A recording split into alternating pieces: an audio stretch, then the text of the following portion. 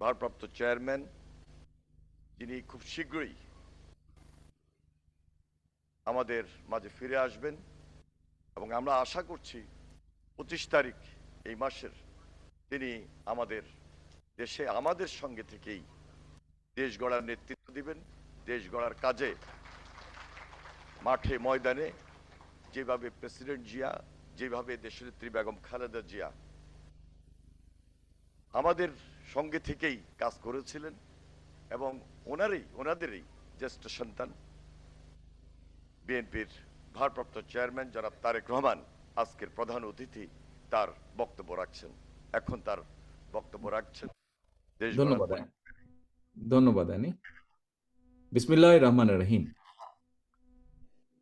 আসন্ন জাতীয় সংসদ নির্বাচন এবং জনপ্রত্যাশা শীর্ষক আজকের এই আলোচনা সভার সম্মানিত সভাপতি জনাব মির্জা ফখরুল ইসলাম আলমগীর সাহেব, মঞ্চে উপস্থিত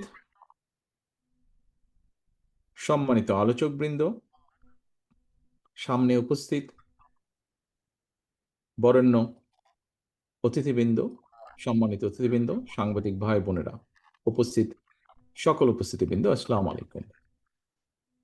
এখানে আলোচকবৃন্দরা যে সকল বিষয়ে আলোচনা করে গিয়েছেন আমি শুনছিলাম এবং আমি চিন্তা করছিলাম যে কোন বিষয়টি নিয়ে বলবো, বিকজ কম বেশি কনসার্নিং যেগুলো বিষয় দেশের, সেটি সাংবিধানিক হোক, সেটি আইনগত হোক, সেটি রাজনৈতিক হোক, সেটি উন্নয়নমূলক হোক, প্রায় সবগুলো বিষয়ই কম বেশি সকলেই ছুঁয়ে গিয়েছেন।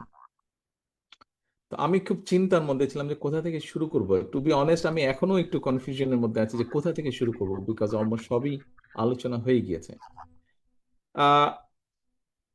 এখানে মাহবুবুল্লাহ সাহেব একটি কথা বলেছেন এবং আমি মনে করি সবাই যে সকল বিষয় আলোচনা করেছেন তাদের সকলের বক্তব্যে সবচেয়ে প্রথম বিষয়টা হচ্ছে বোধহয় আমাদেরকে, অর্থাৎ যারা আগামীতে নির্বাচন জয়ী হয়ে সরকার গঠন করবেন, প্রথমে একটি বিষয় বোধহয় এনশিওর করতে হবে, সেটা হচ্ছে রুল অফ ল, মানুষের নিরাপত্তা বা আইন শৃঙ্খলা, এক বাক্যে যা আমরা বলি। এই জিনিসটাকে প্রথমেই বোধহয় আমাদের চেষ্টা করতে হবে সর্বশক্তি দিয়ে এটাকে এনশিওর করার। তাহলে অনেক কিছুর পসিবিলিটি আছে যে সমস্যাটা কমে আসবে, বাকি কাজগুলো তারপরে শুরু করা যাবে।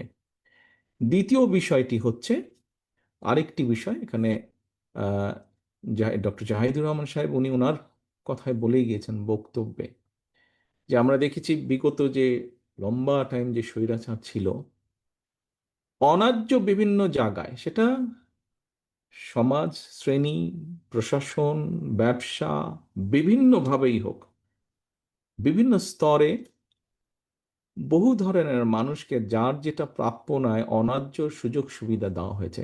এটি একটা হ্যাবিটের মতন হয়ে গিয়েছে। কাজে এই পরিস্থিতির বা এই অভ্যাসের পরিবর্তন করতে হবে। অর্থাৎ দুর্নীতির এক কথায় যদি বলি আমরা, সাধারণ স্বাভাবিক কথায় দুর্নীতির লাগাম টেনে ধরতে হবে। সম্মানিত আলোচকবৃন্দ, সম্মানিত উপস্থিতিবৃন্দ, আপনাদের বক্তব্যেই আপনারা বলে গিয়েছেন যে বিষয়টা, কোনো বিষয়টি উপস্থাপিত কোনো বিষয় খুব সহজ না।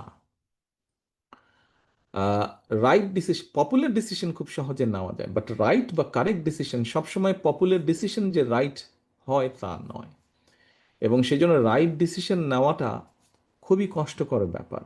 মাহবুবুল্লাহ সাহেব ওনার কথায় আরেক জায়গায় বলেছেন যে রাইট ডিসিশন নিতে হলে অনেক সময় নিজের আপনজনকেও সরিয়ে রাখতে হয় বা দূরে রাখতে হয়। উদাহরণ দিয়ে উনি বলেছেন, আমি ওনার সাথে সম্পূর্ণ একমত।